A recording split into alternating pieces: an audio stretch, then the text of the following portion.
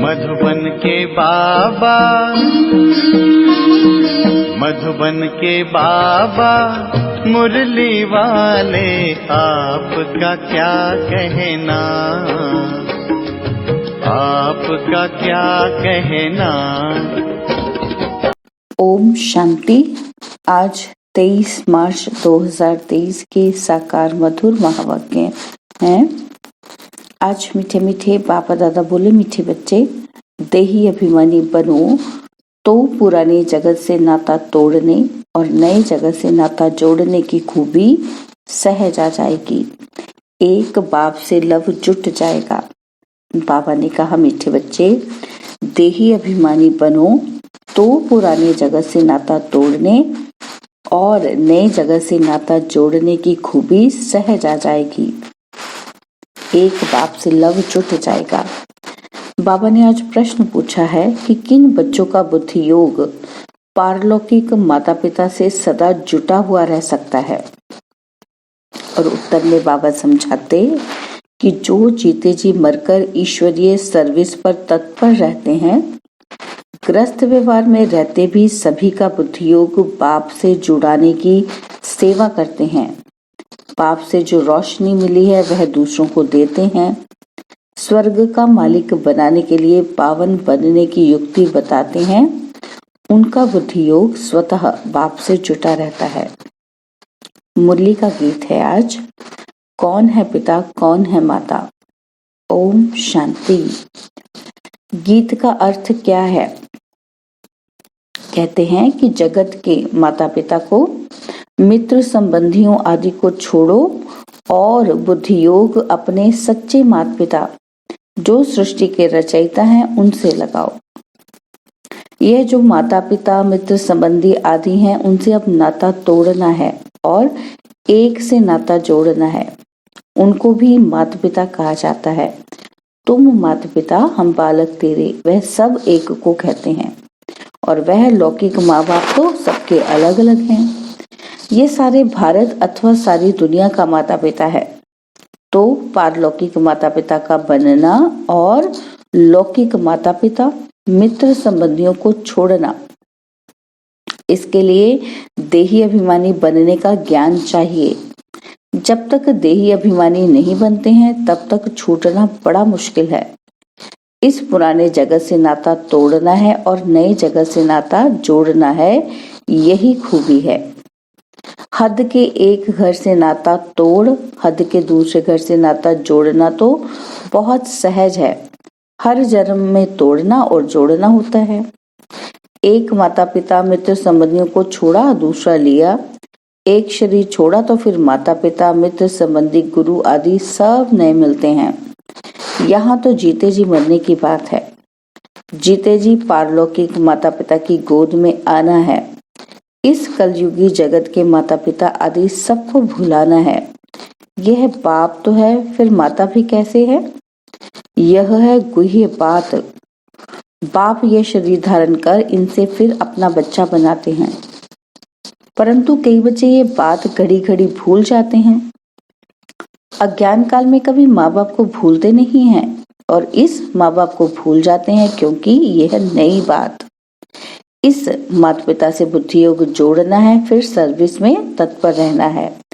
जैसे बाप को सर्विस का फुरना रहता है, ऐसे बच्चों को भी रहना चाहिए। कहते हैं भगवान को फुरना हुआ, नई दुनिया रचे। तो ये कितना बड़ा फुरना है। बेहद के बाप को बेहद का फुरना रहता है, सबको पावन बनाना है और उस पावन दुनिया स्वर्ग के लिए राजयोग सिखाना है। कितनों को सिखाना है? सबका बुद्धि योग बाप के साथ जोड़ना है। यही धंधा हम बच्चों का है। बाप कहते हैं, ग्रस्त व्यवहार में रहते तुम बच्चे सर्विस करके दिखाओ। सन्यासियों को फुरना रहता है कि हम कोई को काग विष्टा समान सुख से छुड़ावें, पवित्र बनाएं। उन पर भी रिस्पॉन्सिबिलिटी रहती है कि किसी को वैराग्य दिलाएं, पवित्र बनाएं। वह समझते हैं घर बार छोड़ना है, यह नहीं समझते कि पतित दुनिया को छोड़ना है। यह तो जब बाप आकर पावन दुनिया का साक्षात्कार कराते हैं तब हम पतित दुनिया से नाता तोड़ते हैं, फिर भी वह अपने को जवाबदार समझ घर बार छोड़ कितने को वैराग्य दिलाकर पवित्र बनाते हैं। महिमा तो उन्हों की भी गाई जाती है। ये संन्यास धर्म नहीं होता तो भारत और ही कामचिता पर जलकर भस्म हो जाता। अब वह रजोगुणी संन्यास स्थापन करने वाला कौन और ये तमो प्रधान संन्यास स्थापन करने वाला कौन? ये बाप दास समझाते हैं। उनका हेड था शंकराचार्य और उनके भी कितने फॉलोअर्स होंगे, लाखों करोड़ों की अंदाज में होंगे। वह पवित्र नहीं होते तो प्रजा भी वृद्धि को नहीं पाती। तो ये सन्यासियों ने अच्छा ही किया है। तो पहले नंबर में देवताएं गिने जाते हैं और दूसरे नंबर में सन्यासी। सारा मदार है ही पवित्रता पर। दुनिया को पवित्र से अपवित्र फिर अपवित्र से पवित्र बनना ही है। सतयुग से लेकर जो भी ड्रामा में पास्ट हुआ है वह नूंद है। भक्ति मार्ग में साक्षात्कार आदि जो कुछ होता है सेकंड बाय सेकंड वह फिर कल्प बाद होगा। ड्रामा में यह सब नूंद है। ड्रामा चक्र को समझना है। ऐसे नहीं बैठ जाना है कि ड्रामा में जो होगा। ड्रामा में एक्टर्स तो सब हैं, तो भी हर एक अपनी आजीविका के लिए पुरुषार्थ करते हैं। पुरुषार्थ बिगर रह ना सके। भल कई मनुष्य समझते भी हैं कि ये नाटक है, हम परम धाम से आए हैं पाठ बजाने, परंतु विस्तार से समझा नहीं सकते हैं कि पहले किस धर्म वाले आते हैं, ये सृष्टि कैसे रची जाती है, जानते ही नहीं। सृष्टि नई रची जाती है, वह पुरानी सृष्टि को बाप आकर नया बनाते हैं। यह मालूम ना होने के कारण उन्होंने फिर प्रलय दिखाकर फिर नई सृष्टि दिखा दी है और बाप आकर इन बातों की रोशनी देते हैं। फिर तुम भी औरों को रोशनी देने के रिस्पॉन्सिबल हो। कितनी सर्विस है। जैसे बाप ने तुमको मुक्ति जीवन मुक्ति में आने का मार्ग बताया है, जिस मार्ग के लिए आधा कल्प भक्ति मार्ग में ठोकरें खाई हैं, तो बेहद के बाप को फुरना रहता है कि हम अपनी सल्वेशन आर्मी की वृद्धि कैसे करें, सभी को रास्ता कैसे बताएं। और तुम बच्चे सबको बताओ कि बाप आया हुआ है राजयोग सिखलाने, कल्प पहले मुआफिक, जिसको ही शिवाय नमः कहते हैं, जो है सभी से ऊंच ते ऊंच परम धाम में रहने वाला। हम सभी आत्माएं भी वहां निवास करती हैं। आत्मा को हमेशा इमॉर्टल कहा जाता है।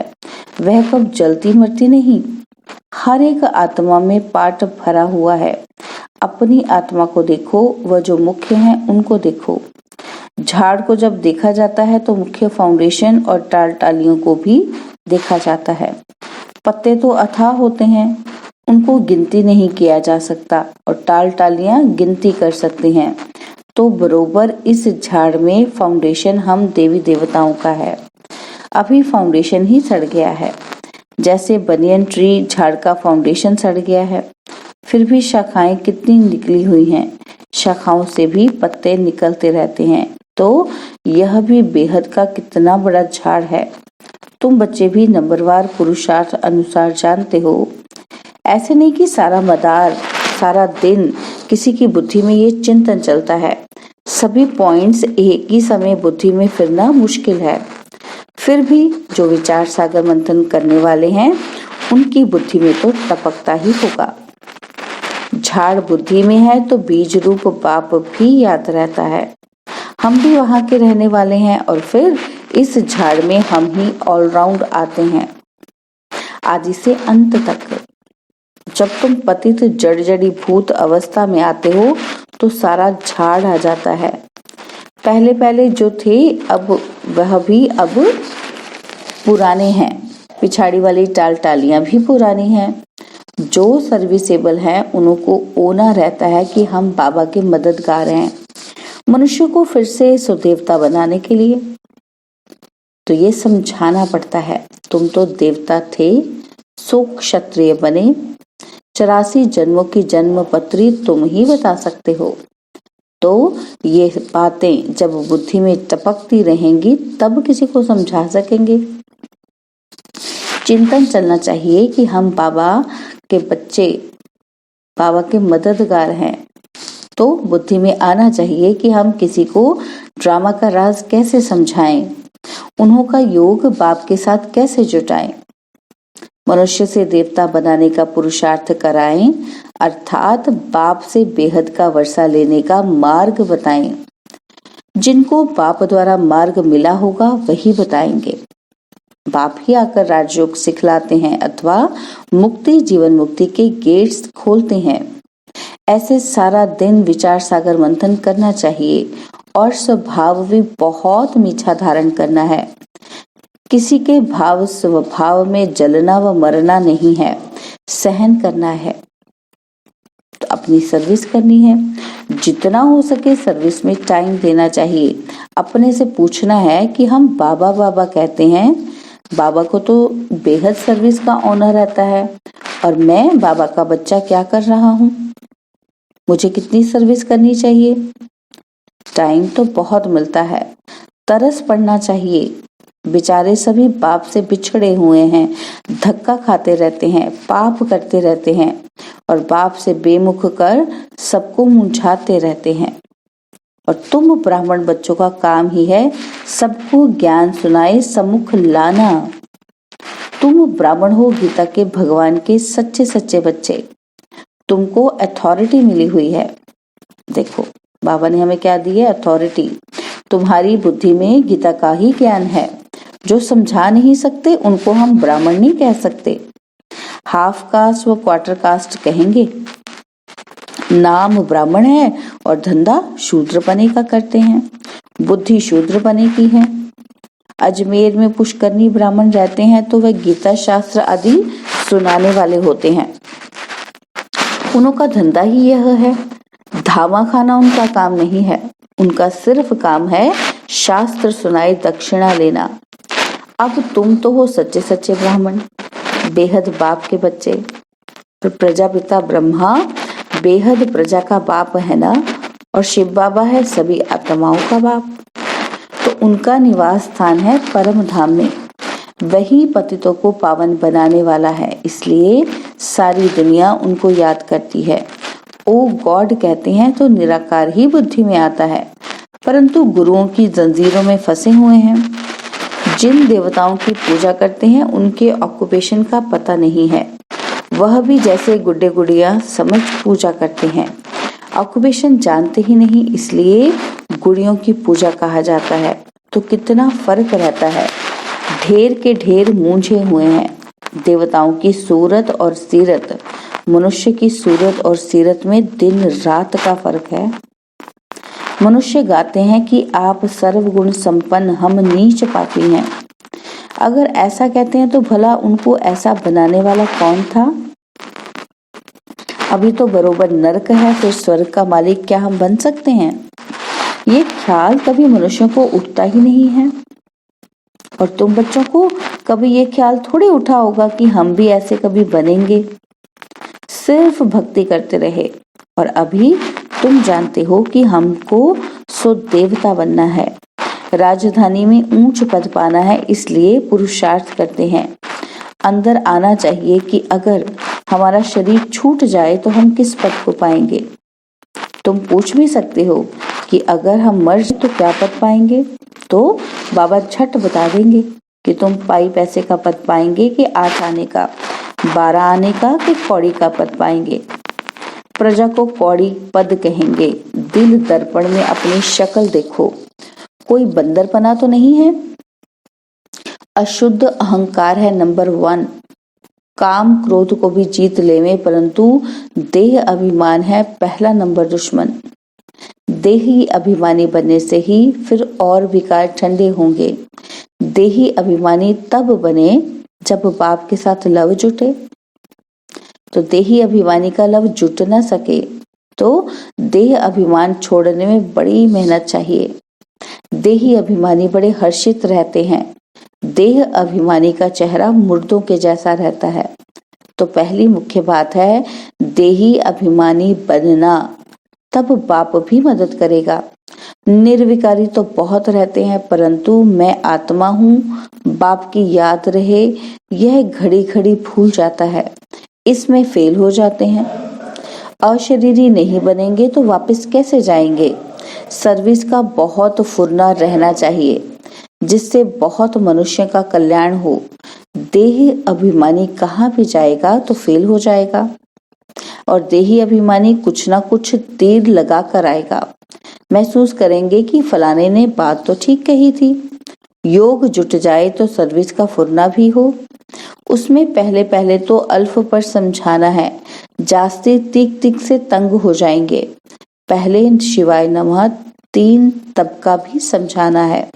एक निराकारी दुनिया, यहाँ परमपिता परमात्मा और आत्माएं रहती हैं। बाकी है स्थूल और सूक्ष्म वतन। स्वर्ग में लक्ष्मी नारायण का राज्य था, अब नहीं है। फिर हिस्ट्री रिपीट होगी। आगे कलयुग था, फिर सत्य हुआ, अब फिर कलयुग की हिस्ट्री रिपीट हो रही है, तो अब फिर सत्य की हिस्ट्री भी रिपीट होगी ना। इसमें ही मजा है। बहुत अच्छी पॉइंट्स हैं। अच्छा, ब्राह्मण कुलभूषण सभी बच्चों प्रति माता पिता बाप दादा का याद प्यार और गुड मॉर्निंग। रूहानी बाप की रूहानी बच्चों को नमस्ते। हम रूहानी बच्चों की रूहानी बाप दादाजी को दिलवा जान सिकवा प्रेम से नमस्ते। ओम शांति। प्यारे बाबा, मीठे बाबा, मेरे बाबा, शुक्रिया बाबा, शुक्रिया बाबा, शुक्रिया बाबा।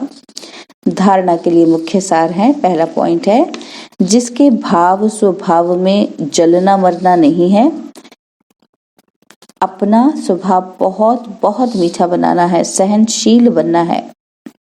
और सेकंड पॉइंट है, बाप का खिदमतगार बनने के लिए विचार सागर मंथन करना है, बुद्धि में ज्ञान का ही चिंतन करते रहना है, देही अभिमानी रहने की मेहनत करनी है। बाबा ने आज वरदान दिया, सर्व संबंध एक बाप से जोड़कर माया को विदाई देने वाले सहज योगी भव। सर्व संबंध एक बाप से जोड़कर माया को विदाई देने वाले सहज योगी भव। जहाँ संबंध होता है वहाँ याद स्वतः सहज हो जाती है। सर्व संबंधी एक बाप को बनाना ही सहज योगी बनना है। सहयोगी बनने से माया को सहज विदाई मिल जाती है। जब माया विदाई ले लेती है तब बाप की बधाइयाँ बहुत आगे बढ़ाती हैं। जो हर कदम में परमात्मा दुआएं, ब्राह्मण परिवार की दुआएं प्राप्त करते रहते हैं, वह सहज उड़ते रहते हैं। स्लोगन है, सदा बिजी रहने वाले बिजनेसमैन बनो तो कदम कदम में पद्मों की कमाई है। सदा बिजी रहने वाले बिजनेसमैन बनो तो कदम कदम में पद्मों की कमाई है। ओम शांति। और अब यह एक बहुत अच्छी वीडियो भी जरूर देखें।